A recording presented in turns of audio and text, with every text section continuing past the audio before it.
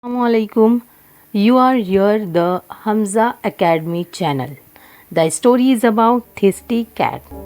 It was a very hot afternoon in the city of Medina. The sun was shining bright and everything felt dry. Even the birds were quiet, hiding in the shed. A little boy named Ayan was walking back home after studying the Quran. As he passed by a wall, he heard a soft sound meow, meow.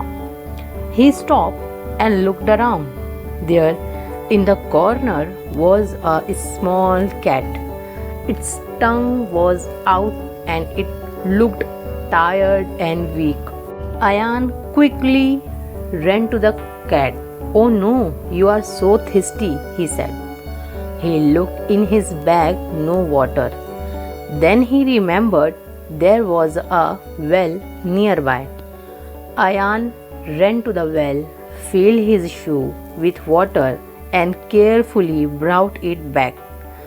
The water was dripping, but he didn't stop. He gently placed it in the front of the cat. The cat licked the water slowly, her eyes full of thanks. Just then, an old man walking by saw Ayan and said, "Little boy, why did you help a cat like this?"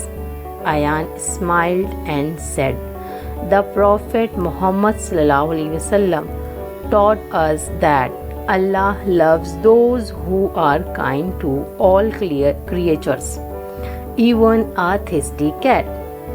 The old man nodded with tears in his eyes. "You have a heart full of light."